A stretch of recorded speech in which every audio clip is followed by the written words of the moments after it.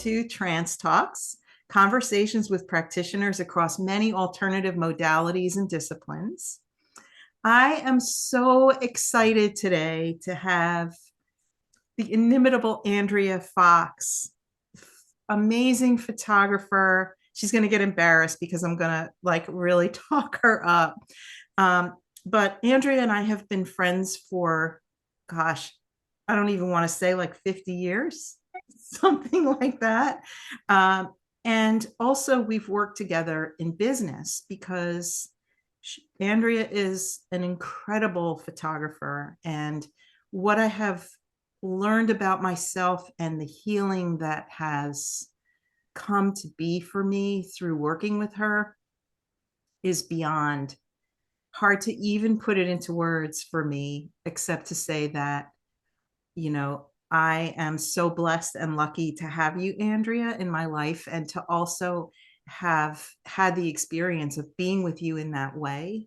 And I really want to share with my listeners your perspective on the magic of photography and how photography can really help us heal how we feel about ourselves, our image, who we are, how we show up in the world. I could go on and on, but I don't want to steal your time. So I'm going to actually ask you to just introduce yourself and, a little bit about you, how you came to be this amazing photographer that you are, and then we'll take it from there.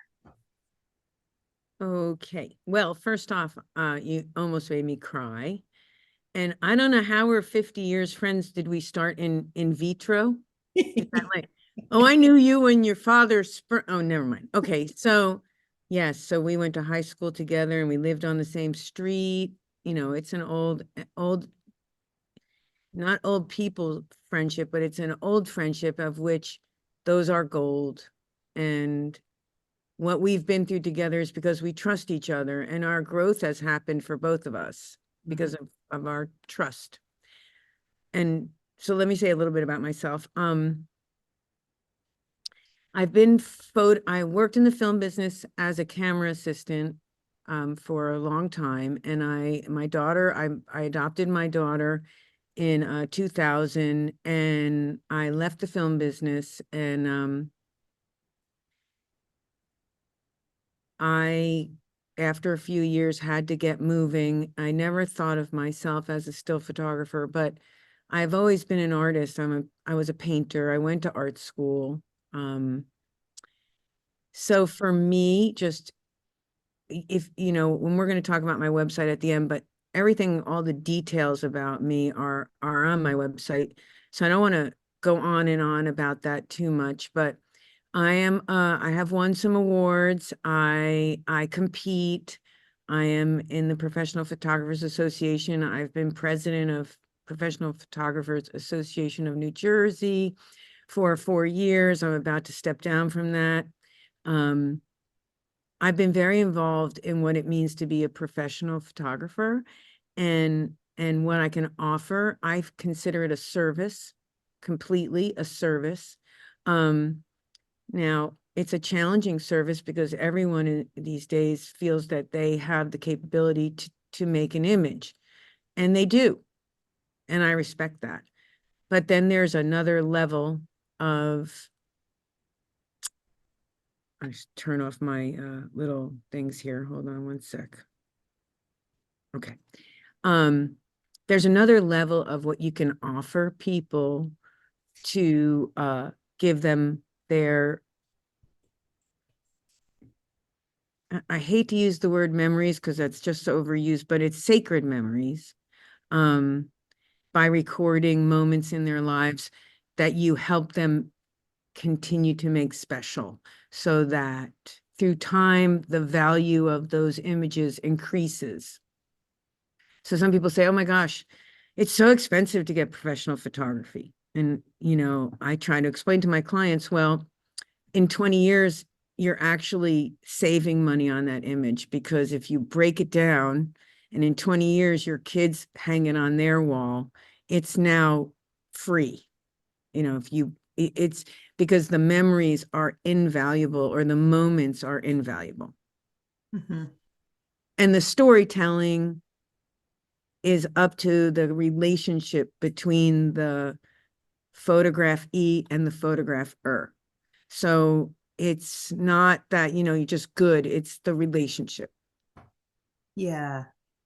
Yeah. And I love that long-term idea, because I have photographs that I love, but they're fading.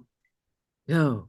Literally they're fading. And the professional photography, the professional portraits that I have, they're the quality of the work, like that photo that you took. So Andrea photographed Larry and I, my husband and I, when we were young. We were new in our relationship, and we went out in the woods. And I really want to touch on this because it was an incredible day, because on the way to do this photograph, I had a complete meltdown. I don't even remember emotionally what was going on for me, but I was a mess. I was crying, and I'm like, oh, this is awful. Like, I'm going to look like crap, and it's not going to be good. And we got there, and I don't know, Andrea, I never even said anything to you that I was having a meltdown, but you managed to put us in a frame of mind. And it was so much fun to do. And that portrait is hanging on my wall. We've had that on the wall since 2011. And I don't remember, when I look at that portrait, I don't think about the meltdown. I think about the fun that we had making that happen. And how many people walk in our house and say, "Oh my God, what a beautiful photograph." And I walk in your house and go, I need to reprint this. It's too dark. Remember? I was like, I need to reprint. And you're like, no, you're not touching. I'm like, no, it needs to come up one half a stop. Yeah, but I would you did speak to, enjoy taking that photograph. I would love if you would speak to that about, the, like, God, I could go on and on. Like, we've done images where I've looked at them after the fact and said, "Oh my God, I look terrible," or, I'm judging, all my judgments come up. And Yeah. yeah, what's your experience with that? Oh, well, that's a daily experience, mostly with women. I mean, I did the Shine 100 Women of Long Branch project, and I think 99 of those women said, I hate having my photograph taken.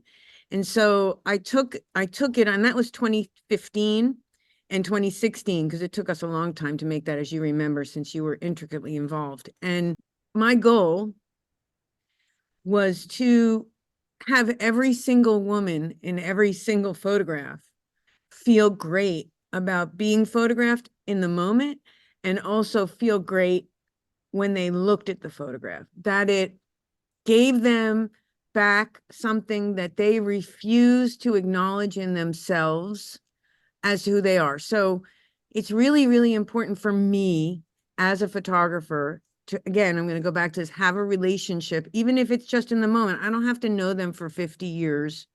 Mhm. I can know them for an hour or a half an hour, or have two conversations with them on the phone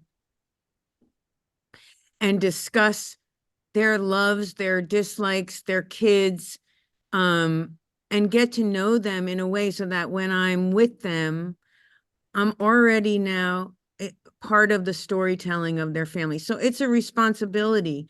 It's to be the storyteller of someone's family. It's a grave responsibility. And I take it really seriously. No matter what your mood was when you showed up in the woods that day, I know that that photograph we took of you and Larry was all about love. All about love. And no matter what's going on in relationships, because every day to day, people forget. And that's what the photographs are for. Your kids are being ridiculously difficult. You do a family portrait with me, you're all stressed out about it. It turns out super great, beyond your expectations. And then 1 year later, you're walking around the corner, your kids are being difficult, your husband's in a bad mood, and you look at that photograph and you go, it was all worth it. It was Yeah. all worth it. Because the moment is real. It's not, okay, everybody smile, say cheese. It's what are we doing together here? How are we being together here? What do we really think here? And as a director, that's my job, to keep it real and fun, but not light, like silly, but silly, a little bit of fun, a lot of fun. I think I'm a lot of fun, A actually. lot of fun. Yeah. But I want to bring it back to, okay, this is real. So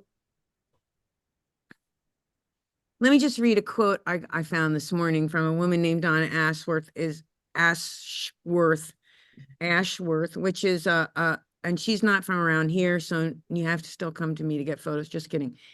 So she says in the photo, it's easy to shy away from photographs because you're busy, exhausted, not feeling your best. It's easy to be the taker and never let yourself be in. When holidays make you feel exposed or less than, but one day your loved ones will search for those memories to bolster their own. Those pictures, no matter how you look, are set to become absolutely precious. And no one, not one of them, will care how together you appear. They will care very much that it is you.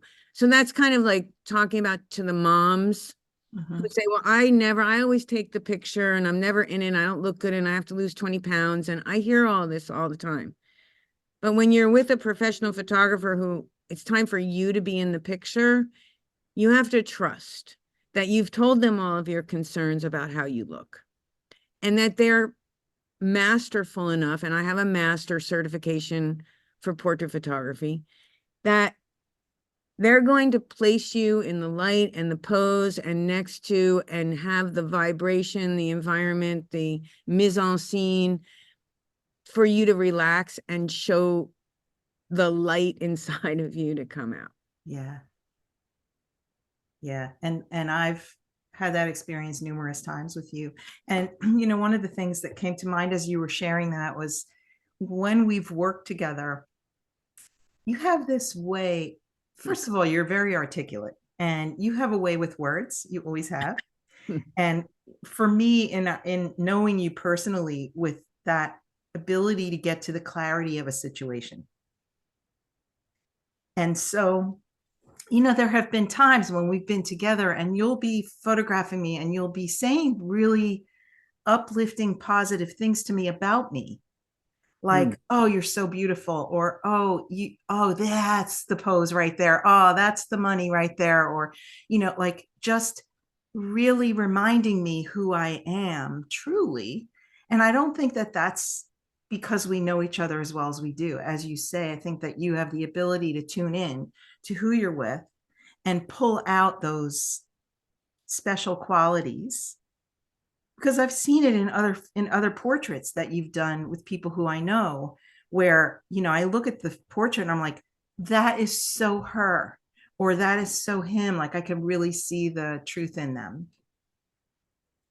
Well, yeah. And let's talk about the healing aspect, because that's really your podcast. And I kind of want to get to that Yeah. because it's really important to remember that we live in a society where, especially women, we get a lot of hard times about how we look and who we are being and how we occur. And are we thin enough? Are we this enough? Are we that enough?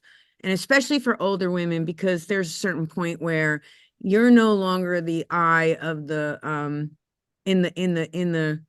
in the forest of reproducing. I'm not exactly sure how else to say that, but sexy changes when you're over 50. It just changes. And yet I don't think that we lose sexy. It's just a different trajectory of what is sexy. But I think that the healing element of photography is one's transformational experience from self judgment to self enlightenment. So when someone is generous enough to allow me to trust me, to show them who they are, and that's all my job to make that happen. My job to make them trust me, not their job. Okay. But when I am allowed and given the grace of someone to trust me, then I put 100,000 million, whatever percent I can drum up, which is everything, in order to show them who I see. And one of the things about me and people is I think people are really beautiful. I mean, I don't care what they look like, because I have lighting and I have posing and I have all the lenses and I have filters and I have whatever. It's not what they look like, it's how they look like. It's how they bring themselves to the surface. And that process is potentially healing. And if I can capture that, then it's frozen. And then they look at that and go, yeah, no, I'm okay. I'm good. Because we live in a society of so much pressure of out exterior things. And I'm not saying it's not important, but it's just not everything. As a matter of fact, I think it's probably like 30% of the important stuff. What's important is, you know, if somebody can see the light inside. I love that. So, yeah. And photographers, they're supposed to be capturing the light, and they're always talking about this light and that light, and then that's great.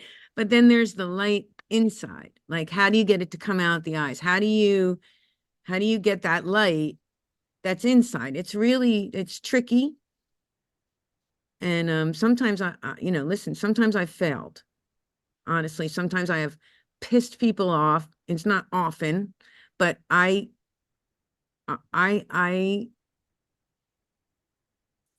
done it because I've taken chances to see if I could break through whatever was, and sometimes that hasn't worked. And I write a lot of thank you cards and Hey, we're all always learning, right?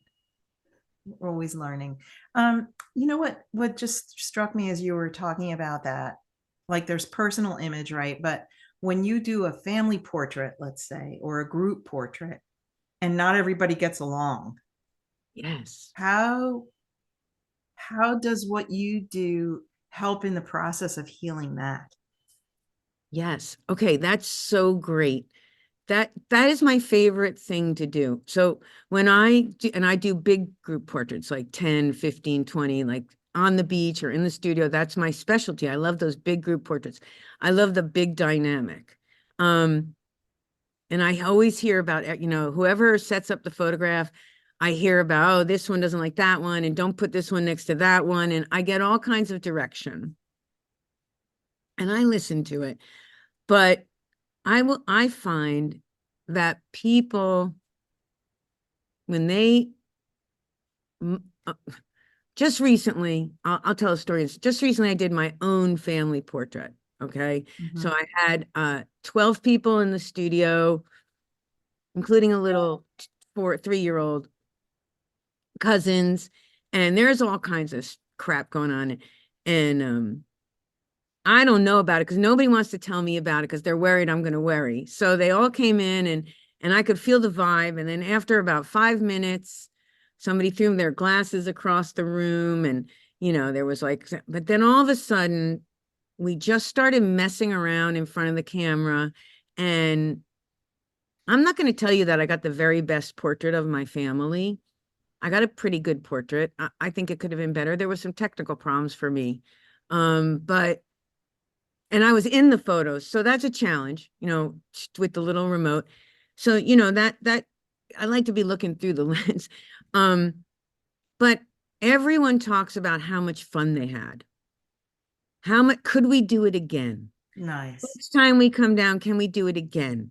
Even though there was like freaking out about what are we wearing? And those shoes aren't right, Mom. And, lots of stuff that goes on prior to the photograph. But it all that stuff is the stuff of the family, and they have that stuff. But once we get in here or where we're going, I control the scene. I am the director. Somebody's in a bad mood, I apologize to them. It must be me. And then there's an obligation to react to me as the director and to not reflect on their family. It's no longer about them to each other. It's about them getting together. And I say things like, listen, this is for your mother. So just do this for her today. Because really, they all do love each other. They're just in a state.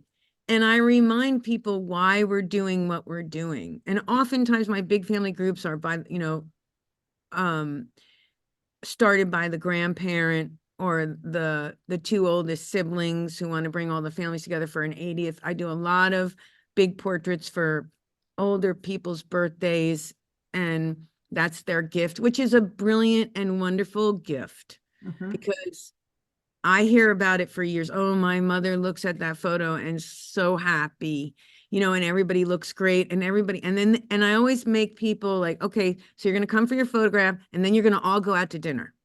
That I want you to make that day. You're going to be all dressed up or whatever, and then you're going to all go out and keep the day rolling along in a positive way. It should be an event that when you look at the picture, you remember, gee, that was fun. Yeah. That's what occurred to me when you were talking about that is, so my stepdaughter once said to my husband, who is an actor, Dad, don't direct the director. Yeah. Right? Because that's the thing. When you hire someone professional to do a job for you, you have to trust that professional, or at least trust in the process, that person knows what they're doing and maybe knows a little more than we do, right? Like, now it took me a little while, as you know, but when you and I engage in a photo shoot, I am completely in your hands. And I know from experience, I know that you are going to get the absolute best image of me in that moment. And sometimes that has happened quite organically where it wasn't planned. Right. You just have an inspiration and grab your camera and there we are. And it's, beautiful. So, well, I think of that picture we took of you, where you're hanging on the tree. It's like one of my favorite pictures. yeah.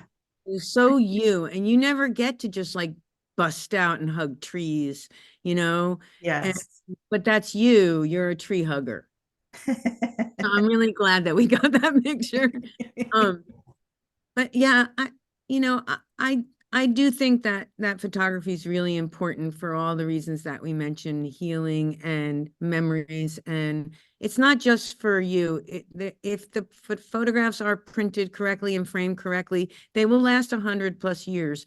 And these things are, you know how it is when you find a picture of your great grandparents or really important. And then you got to think about people who maybe don't even know their great grandparents or who are foster kids, or I mean, just think I would, it just occurred to me, like, I would love to do like a series of foster kids with their foster families like that.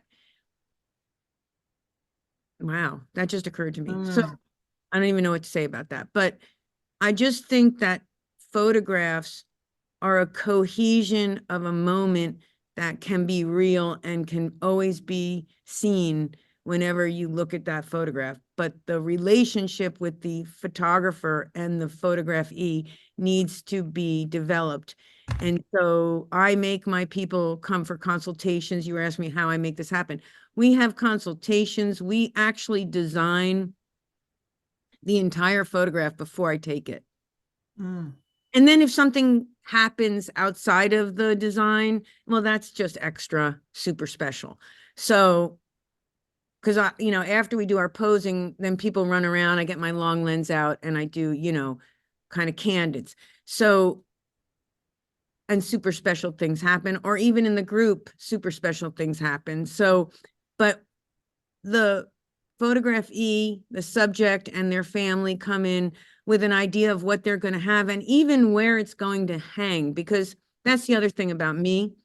As a photographer, as a business, I don't allow people to take digital images home after we work so hard and everybody gets dressed up. we are going to print something. If you come to me, we're going to print something. Why Mhm. are we going to print something? It's going to cost more. Yeah, but you can't just look on your computer and go, hey, you remember that photograph? And then go looking for it in some like gallery. You have to put it up on your wall, and you have to round the corner when you're vacuuming and go, oh yeah, that's yay. There Yeah, we are. That was great. yeah, I love that. So we're almost at time. So what I want to ask you is, so you do portraiture. What are the other things that you offer so people know? Okay. So for photographers or for hobby photographers, I lead tours in Cuba. Puerto Rico is in the works right now. Cuba's in the works, and New York City. I am here's some of my crazy samples behind me. For instance, Barbara Holstein up there, that was shot in the studio, but we put her out in the woods.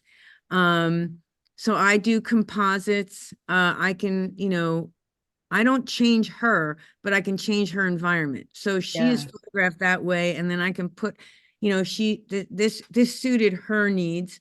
Um, I consider myself an artist with a camera, so there really isn't anything I won't try. But just to be specific, I do portraits, I do landscapes, I sell my work as art, but portraits are well, they're my special love and challenge. They're the hardest things to do because people are much harder than a beautiful landscape. I yeah, mean, you want to get there at the right time, you know, yeah, that's important. But people are, I just think the value that I can offer is in photographing people. So I do a lot of commercial stuff for websites and doctors. Doctors come to me for, their websites, and those pictures are changing now. People like those things to be fun. Um, but if you want to know really about what I do, and I'm going to say that my website doesn't reflect everything I do because I've been coached into having a niche, and I really don't have a niche, but I am a portrait photographer, so it's geared towards portraits. But if you look around the website, you'll see a lot of my other work. I do I just love making visual things, so there's a lot of that on there. You can find me at andreaphox.com. That's PHOX, so it's ANDREA PHOX.com. You can contact me through there by filling out the contact page. My phone number's on there, my email's on there, my dress size, no, my dress size is in there. But I'm not hard to get a hold of. yeah. Thank you so much for taking the time to chat with me here, Andrea. This I know, was fun, Susan. yeah, we'll have to do, there's so much more, This right? was Well, fun. Thank good. you. Yeah, for me too. I love you. Very good. Bye. Thanks, everybody.